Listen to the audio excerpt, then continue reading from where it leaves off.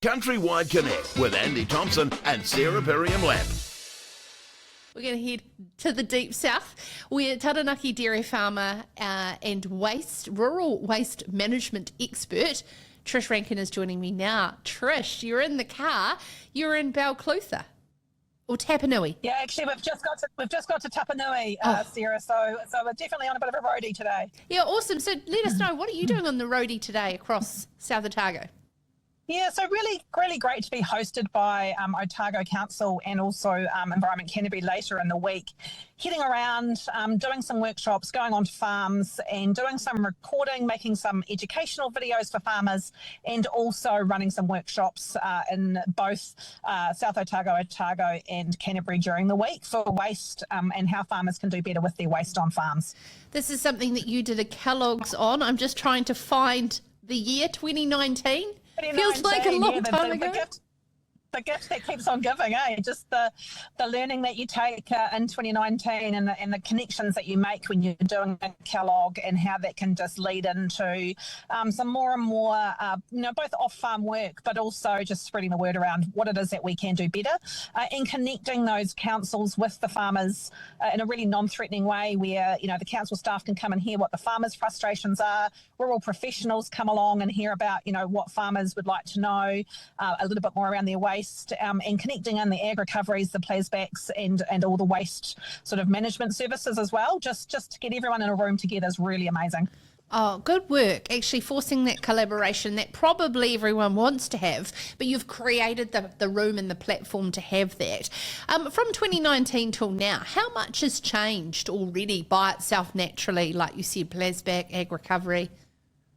Yeah, just so much more product stewardship around. Once upon a time it was reasonably voluntary for a few people to I guess, be part of ag recovery. And now when you look at the list of the supply companies that are part of it and will have to be part of it moving into the future, that's a really big improvement. I just had the pleasure of being hosted this morning at Clutha Vets, and they talked about all of the different ways that they're offering recycling and return options for their farmers. Everything from sharps to, bags of mag that you use throughout the spring, calcium boluses, all of those things that you're often getting packaging in as a farmer, which you do need to get, to keep the product and yourself safe when you're using it. Now, generally, about 80% of it has a way of being recycled or returned. For example, the Clutha Vets this morning just do an outstanding job of having everything really easily available for farmers once they've finished with the product, returning that packaging. So what are they putting on farm to be able to throw it in, or that collection phase? How's it working? Yeah, so I've still got the old plasback bags, the plastic bags that you can get from Plasback to collect your, clean silage wrap, balage wrap in. You've got the ability to just triple rinse those containers and return them to an ag recovery depot. It's a really simple process, and we kind of, you don't really want to get 10 or 20 of them stacked up in a shed, because then it feels a little bit more insurmountable to get rid of them. But one of the things, that often your supply store is encouraging you is that when you finish something, bring it back in straight away, triple rinse it, return the lids, remove the lids and get them back into store and into those drop-off containers. And then it doesn't become an insurmountable big problem. It's really impressive now, I think, if you start looking for options, that there generally is something that exists.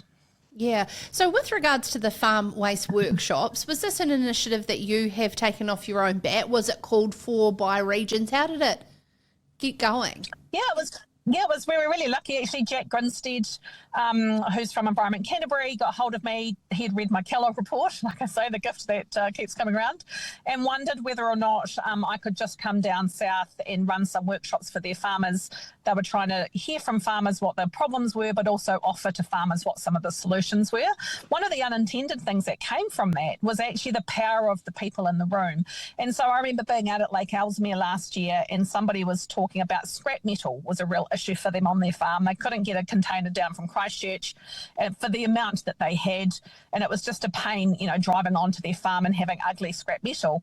Someone else in the room offered, well, actually, did you know that at the Historical Society on a Wednesday, you can drop that off, and then the donation of the money that gets made from that drop-off goes obviously to the Historical Society, but it was a win-win for everybody. Another example was when someone was talking about their batteries, the big old tractor and car batteries. factories and what a pain they are to try and get rid of. And another person could offer, well, behind the Geraldine Foursquare, the Lions Club collect those. So actually the gold in the room was getting those farmers in the room from those locations to find those really local solutions. No one's going to go and peruse necessarily the Otago or the Canterbury Regional Council waste transfer station information, but get some farmers in a room together and they can generally help solve each other's problems. It's interesting that you say that, because there's lots of different opportunities regions can learn from each other, especially if there's a money-making community initiative behind them that one community can implement from another. Yeah, I remember when we lived up in Taranaki in South Wairarapa, we could take our scrap metal to the local hall, and it was used as a fundraiser for the local hall. So we didn't have enough scrap metal to warrant getting a whole bin on our farm. But by the time everyone had a little bit, there's a couple of $100 that the local hall can make. And you just have it there for a 2-week block of time. So that's absolutely one of the outcomes. Another one was when we were running some of these waste workshops for some, I guess, more lifestyle block people, where they were like, I don't have enough, baleage wrap, for example, to get a whole big bag from Plasback. But actually, if one person could be the drop-off depot for everyone's 1 or 2 bales of baleage that they might use over the winter, then that solves the solution for everybody. So absolutely getting those farmers in the room together with some rural professionals and some council waste minimisation staff, we can solve a lot of, the problem, but actually come up with those solutions that might already exist that you just don't know about yet. Fantastic, Trish. I learn something every time I talk to you, and that's not a word of a lie. And what are the rural merchants doing in this space too? Yeah, like I just said, just having called into inclusive vets, they're really conscious that as they sell a product to a farmer or to anyone living, rurally, that they need to think about what the solution is. And I know, like later on this week too, Thursday morning, we're holding a rural store workshop based in Canterbury, and that's going to be available to all of the supply stores, and they can come along and hear what are the farmers saying. What information do they need to talk about? Listening to some of the vets today, the vet stuffs, they were talking about just letting farmers know as they bought a product that, yes, they could bring this bag back. This is how you do it. This is what you might need to do. Remove the sharp, take the plastic container, separate the cardboard, and do it at that point of sale so that farmers already know what it is that they need to do when they have, finished with the product. Yeah, that's fantastic. Actually giving that advice at the point of sale is crucial, because otherwise you just don't know, and the rural professional community can actually genuinely keep across these key things. Trish, good work. So for those who are looking for to be a part of these workshops, Balclutha today, Kurau tomorrow, the 21st of April, Weston near Oamaru on the 21st, Winchmore on the 22nd, and Culverden in North Canterbury on the 23rd. Is that right, Trish? Correct. Yeah, well, tonight, if you're down by Balclutha, come along, 7 o'clock to the rec centre. And then, yes, tomorrow we're up in Western Hall in the morning, 10:30 till 12:30, and then the Kurau Golf Club tomorrow night, 6 till 8. A couple of hours of your time, and I can guarantee you'll come out with some solutions that you didn't even know existed about how you can manage your waste better on your farm. Amazing. Thank you so much. Trish Rankin joining us there about just ahead of her very first workshop happening today. CountryWide Connect with Andy Thompson and Sarah Perriam-Lampp.